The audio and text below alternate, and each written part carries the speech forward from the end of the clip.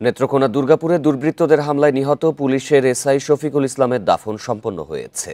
শুক্রবার সন্ধ্যায় উপজেলার নোয়াগাঁও গ্রামের পারিবারিক কবরস্থানে তাকে দাফন করা হয়। পরে নিহতের পরিবারের পক্ষ থেকে থানায় হত্যা মামলা দায়ের করা হয়। পুলিশ জানিয়েছে, বৃহস্পতিবার সন্ধ্যায় বাজার করার জন্য বাসা থেকে বের হওয়ার পর উকিলপাড়া এলাকায় কয়েকজন দুষ্কৃতিকারী শফিকুলকে ধারালো অস্ত্র দিয়ে কুপিয়ে গুরুতর আহত করে। রাতেই ময়মনসিংহ মেডিকেল কলেজ হাসপাতালে মারা যান শফিকুল। এ ঘটনায় জড়িতদের বিচারের দাবি জানিয়েছে নিহতের পরিবার। আমাদের কিছু পারসেপশন হয়তো কাজ করছে, সেগুলো পারসেপশন নিয়ে আমরা কয়েকটা ডাইমেনশনে আগাবো। এখন পর্যন্ত আমরা কোনো কংক্রিট সিদ্ধান্তে আসতে পারিনি। নিতান্তই আমাদের সহকর্মী হত্যাকাণ্ডের শিকার হয়েছে, আমরা সেই সহানুভূতি থেকে এখানে এসেছি।